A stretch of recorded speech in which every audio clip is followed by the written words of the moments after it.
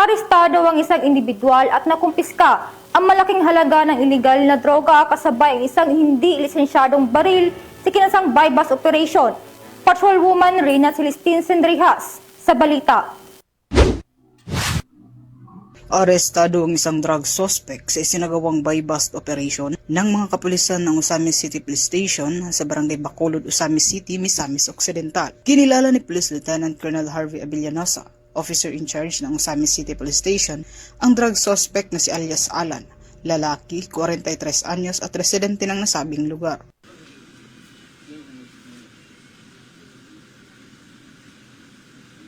Sa ikinasang buy-bust operation ng mga operatiba ay nagresulta sa pagkakakumpiska ng mga pakete ng hinihinalang shabu, isang cellphone, isang 500 peso bill na ginamit bilang buy-bust money at isang 45 caliber pistol, 2 magasin at 6 na bala. Mahaharap ngayon ang suspect sa kasong paglabag sa RA 9165 o Comprehensive Dangerous Drugs Act of 2002 at RA 10591 o Comprehensive Firearms and Ammunition Regulation Act. Mula dito sa Northern Mindanao, ako ang inyong Police News Network correspondent, Patrolwoman Rina Celestine Sendrijas, alagad ng batas, tagataguyod ng Balitang Pulis.